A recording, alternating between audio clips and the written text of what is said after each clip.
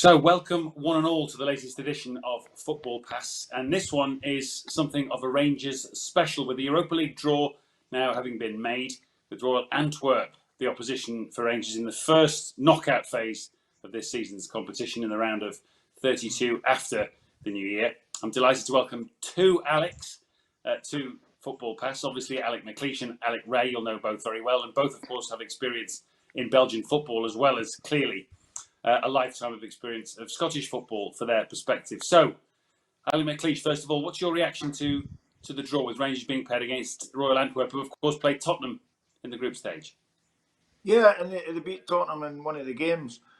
They're an up and coming team, but of yesteryear they were quite famous. But when Alec and I were there, they weren't in the league at that time, and I think they've invested a few bob in one or two really rather experienced players. You know, in Mbokani and Rafalev, the Israeli, and Rafalev played for Bruges back in the day when we were there, and he was a super attacking little midfielder. I think he's played up front with Mbokani in recent games.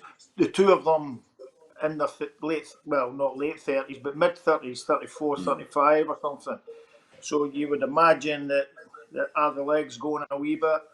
But the other thing you have to remember is that these guys are vastly experienced players, and they'll be a real threat to Rangers in this game. I'm sure of that, and I believe that Antwerp are a better team than Standard Liège. Yeah, Alex, from the games I saw against Tottenham in the group stage, they certainly are willing to play some football. Antwerp, they create chances. They might give a few away, but they'll certainly have a go. Yeah, I think the gaffer's right as well. I think technically they're very good. Having worked over there, you know, they try and play the game in the right manner. They've got a good result against Tottenham at home. I think one of the key things for Rangers' perspective is at home, Antwerp are very good. They've only lost one game the last year. That was against Bruges at the weekend. So you know you're going to get a tough game when you go over there. And, but I think with the form that Rangers in, I think it's a favourable draw. I think Rangers will go into the tie with plenty of confidence. And, you know, when you look at the free-flowing goals that they're scoring and defensively, you know, it could have been a lot worse. I think the travelling also is a factor. You know, you don't have to go that far. You know, it's about an hour and a half on a flight. So, you know what, there's a lot tougher ties out there. Yeah. Of course, when these draws are made in December every year, and this is obviously a particular year, Alex McLeish, you never quite know what February is going to look like for either side. Things can change, obviously, with the transfer window in between, and also a changing situation as regards supporters, quite possibly. February can be quite different to December. Absolutely right, big man, because the draw is only made a couple of days ago, but the games are not, as you say, until February, and there's a lot of action between now and then, and you would like to think the Rangers are going to continue the form that they're in at the moment, which has been absolutely wonderful, as we've all witnessed. And can they keep up that consistency throughout the whole season?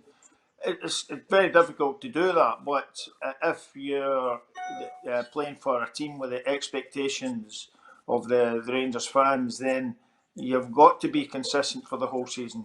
And therefore, I would imagine when it comes to the crunch in these Euro games in February, then Rangers will be up to the mark regardless. You know, I'm sure that they won't have the hiccups that they did in the last couple of seasons coming after a break in the January window. But there's no breaks this year. No, indeed. Alex Rae, what's he found, Steven Gerrard, this season that's really gelled or clicked with Rangers, do you think? Well, I think when you look at the defensive record, you know, I think they've lost 4 goals in 17 games in the league. They lost a few goals to Benfica, but when you look at the quality and show there, and you're obviously in the lead against Benfica twice.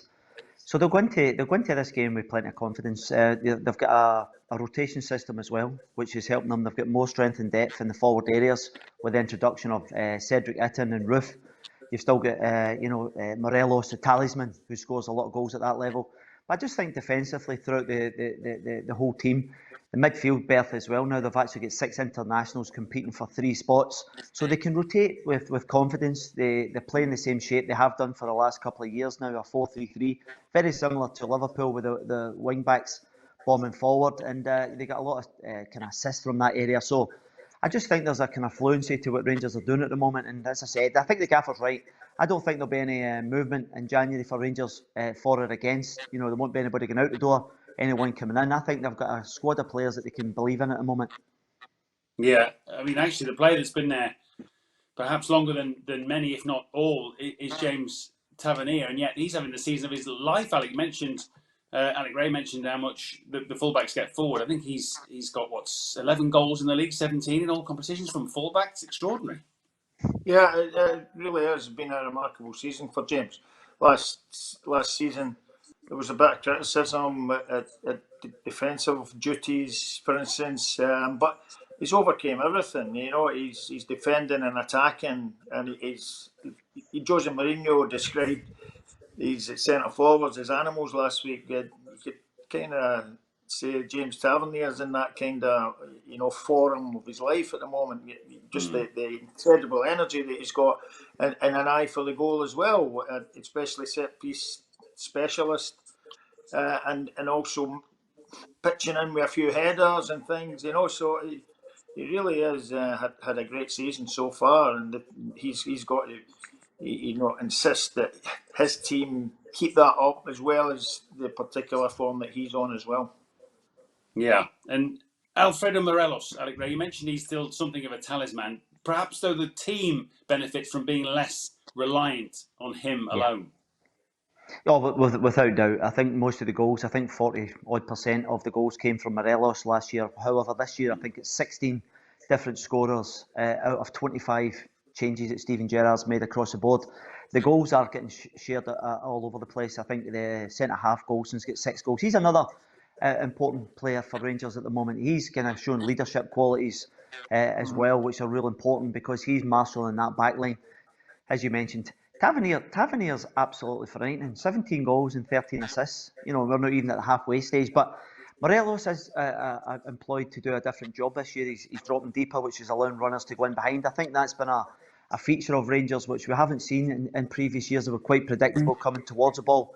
You now get runners going in behind, which actually helps Morelos and the team because it's kind of just making of the opposition struggle to cope with that. Yeah. Now, here's a leading question, Alex McLeish. Is the title race over? It's never over in between Rangers and Celtic. I wouldn't have thought, and I didn't think it was over last year before the league was called to a halt. But I would say that Celtic's last couple of games, they've a wee bit of confidence creeping back into the team. Just with you can see the efforts and their work rate over the 2 games. There was a massive difference. There was a massive difference to their confidence, and you would expect Celtic to hit back, but at the moment Rangers have saved some points for a rainy day, and but the key to it all is that they must not stop. If they don't stop, I don't think Celtic can win the league this year, but they will still provide a threat, and they'll still be very dangerous opponents come the Old Firm games. Well, indeed, there's 3 of those, isn't there, still to play, Alex Rae, of which obviously the next one and what feels like a real big one is on the 2nd of January. What a day that might prove to be in terms of how this could go. Yeah. Big fella, you've been in this game a long time. I don't think you've ever asked a question, is your league title finished in December? The beginning of December? What a great question. But I think the 2nd of January will most certainly be pivotal, because of the points gap at the moment. You have to factor in that Celtic have a couple of games in hand, and obviously because of the cup final this weekend for Celtic v Hearts, then the Rangers can extend that gap. But I think the 2nd of January will be pivotal. Ibrox a very difficult place to go at the moment. I think they've only conceded a couple of goals there, mostly in Europe. So I think that will be a deciding factor going forward. If Rangers can secure the 3 points there, then I think a lot of people will be saying that the league's over. There's no danger. Go on, yeah. I'm just thinking, Alec mentioned there, the spread of the squad now has been really good. And when you think about the changes the other night, sometimes you feel that if you make too many changes, they can lose a little bit of rhythm. But it was seamless. the other night in the European game. You know, Kamara has done a terrific job. Internationals, Alex said, part of 6 or 7 internationals in the team, and you know, so Stevie has definitely got a tremendous squad, and the recruitment, I think, this season has been the key. You know, with the strikers, you know, Roof coming in, and also Itten, who we'll still probably to see a wee bit more from. But we saw something pretty good last week in Europe, so therefore that should give his confidence a huge boost as well. Morelos is playing that kind of deeper role again, as Alex said. And that's why I think he's not getting in on the goals. That he'll be hurting with that, and you know, I would think that the Scottish defences will need to keep on their toes with, because Morelos will be looking for goals in the new year. That's for sure. Yeah, and no danger. You don't think? Do you agree with Alex Rae that there'll be no danger of the Hawks circling for one or two of the individuals that might have caught the eye from, dare I say, clubs south of the border, the likes of Ryan Kent, of course, has definitely been mentioned, and might be one or two others that Premier League clubs are having a look at.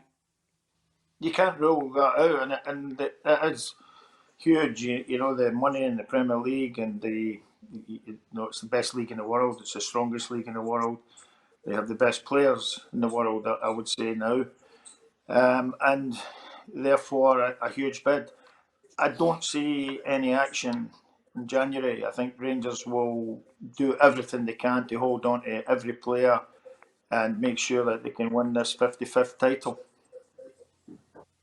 And Alex Rae, if let's assume a positive on the Europa League front to finish in terms of Antwerp, as you say, they should have too much as we sit here now, maybe over 2 legs for Antwerp. Are they a contender to really go deep in this competition? Obviously, with the likes of now Manchester United as well as Spurs and Arsenal, among others, in the running to win this Europa League. Rangers, can they dream a little big in this? Well, listen, if they could go a step further than last season, then it would progress. I actually think the Europa League's magic. When you look at some of the teams, some really big, you look Man United, Arsenal, Tottenham, AC Milan. You've got Bayer Leverkusen still in there, so some giants in there. You know, you've got Benfica, who have spent an absolute fortune. So I think if Rangers can progress on last year, then it'll be progress. But you know, the finances help the club now, because that will allow them to compete and domestically. But the big one for Rangers this season, most certainly the league title. And going back to your earlier question to the gaffer, if Rangers sold any of their big hitters, I'd be really, really surprised, regardless what money came in, because they've been trying to build something over the last couple of years, and I take on board that, you know, finances dictate in this day and age. However, to sell one of your key players in January, going for this title, you know, would be kind of frowned upon with the fan base. Yeah, and last one to you, Alex McLeish. We've had this long chinwag about Rangers. We haven't even mentioned 10 in a row. 10 in a row. You were doing so well there. No, Gaffer, tell him he was doing so well. Listen, I believe they have to concentrate on winning number 55, and that'll be 55 titles, of course. But rather, because it's negative to talk about, let's stop 10 in a row. You know, they should just be concentrating on getting the 55th title. That should be the mantra in the dressing room. You go along with that, wouldn't you, Alex Rae? Oh, no, listen, without doubt, it's been a long 10 years as well. You know, they've got a little bit of momentum at the moment, Rangers, and the Rangers fans are starting to believe. But over the course of the last couple of years, there's been a couple of hiccups post-Christmas, post-January, and they have to be cautious, they have to be humble, and I think that's pretty much the message. I think they've learnt their lessons within the Rangers camp over the last couple of years. So I think, you know, everyone's keeping their feet in the ground, because the one thing you can say about Celtic is they'll most certainly put in a rally towards the coming months. Fantastic to get your views, as always, boys. Really appreciate it. And whilst we've got the two of you, a good chance to tell all of you watching about your chance to get your hands on a very special Rangers shirt signed by the Rangers players and staff after the game against Lech Poznan.